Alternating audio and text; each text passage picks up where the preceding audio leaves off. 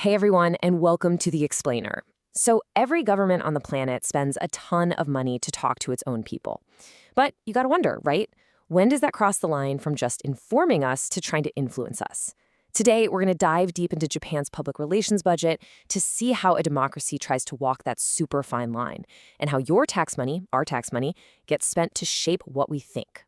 So let's just get right to it. What's the price tag for a government to explain new policies, get the word out about disaster prep, or, just polish its image for the rest of the world?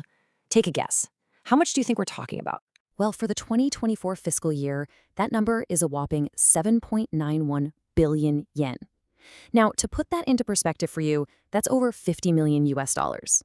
This is not some small line item. It's the official budget for what the government itself calls active and effective public relations, both at home and abroad. Honestly, the best way to wrap your head around this is to think of it like a big company's marketing budget. The government has products it needs to sell you on, things like new tax rules or public health campaigns. And the shareholders, the ones who really have a stake in all this, well, that's you. It's every single taxpayer. Okay, so where does a budget this huge actually end up? I mean, it's not just one giant slush fund, right? It's actually divided pretty neatly into two main missions. So here's the breakdown, and this is where it gets really interesting. The budget is split with a very clear priority: talking to people at home. About 4.71 billion yen is for domestic PR, while the other 3.21 billion is for its international strategy. So yeah, most of that taxpayer money is being spent right there in Japan. And that big domestic chunk, that 4.71 billion yen, that's the stuff you'd actually see in your day-to-day life. It pays for all those campaigns on TV, ads in the paper, social media pushes, and, super importantly, public opinion polls to see what people are thinking. It's all meant to cover vital info on big government themes, stuff like disaster prevention and consumer protection. Now, that other slice of the pie, the 3.21 billion yen for international PR, that's all about how Japan looks to the rest of the world. The goal here is pretty clear: build up positive feelings about Japan, explain its policies to other countries, and run what they call strategic and agile communications on the global stage. All right, this is where we really get to the heart of it.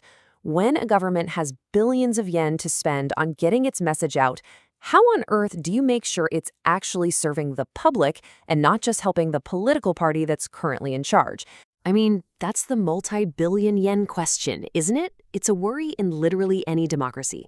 How do you draw that line between just informing people about government work and using taxpayer money to push a specific political agenda? To stop that from happening, there's a really fundamental rule. The budget can only be used for policy information, the stuff every citizen kind of needs to know. It is absolutely forbidden to use it for party propaganda. That means no promoting a specific party, its leaders, or anything related to its election platform. And to enforce that rule, they've got a pretty major institutional safeguard in place. The entire PR operation is managed and coordinated by one single, nonpartisan office called the Government Public Relations Office. Its whole reason for being is to make sure the message is always about policy, not politics. But, just having one office in charge isn't really enough. So, to make sure these rules are followed, there's this multi-layered system of checks and balances. It's all designed to keep the whole process transparent and accountable. You can basically think of it as three key layers of oversight. First, you've got political scrutiny from the parliament. Second, there's public transparency for any citizen who wants to look. And third, there's an independent external audit to check the books. So here's what that actually looks like in practice. The whole budget gets debated in the Diet, so opposition parties get to ask tough questions. All the spending details and contracts are put online for anyone to see. The media companies that get the contracts are chosen through open public bidding. No secret backroom deals. Then you have the independent board of audit that comes in and reviews everything.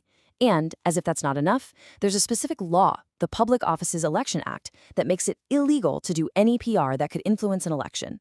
So there's a really robust system on the books. You'd think that would be the end of it, right? But like with a lot of things in government, the rules on paper don't always stop the debate on the ground. And believe me, criticism is still out there. That's because even with all those safeguards, critics argue that the line between giving information and just promoting the government can get really, really blurry and fast. It's a constant point of tension. So the complaints usually boil down to a few key things. For instance, the choice of which policies get highlighted as key themes for the year can just happen to line up perfectly with the ruling party's agenda. Or the whole tone of a campaign can feel less like neutral info and more like a big pat on the back for government achievements. And the most controversial one? Any big PR push that happens right before an election is almost guaranteed to be called out as sneaky, backdoor campaign advertising. This quote just nails the whole debate, doesn't it? It's the one central question that just never seems to go away, no matter how many rules and oversight committees you have. Are we getting facts to empower us as citizens, or are we just getting a polished story to persuade us? So let's just circle back to those numbers for a second. We're talking nearly 8 billion yen, split between talking to folks at home and shaping opinions abroad. And when you look at that scale, you realize it all comes back to this one fundamental tension. At the end of the day, here's the crucial point. There is always going to be this tension between a government's very real need to tell the public what it's doing and the public's absolute right to get that information in a neutral, unbiased way. It's just a core challenge for any democracy. Which really leaves all of us with this final big question. As citizens, where do we draw that line? How do we make sure the communication we get is empowering us instead of just persuading us? It's a question worth thinking about, not just in Japan, but, well, everywhere. Thanks for watching.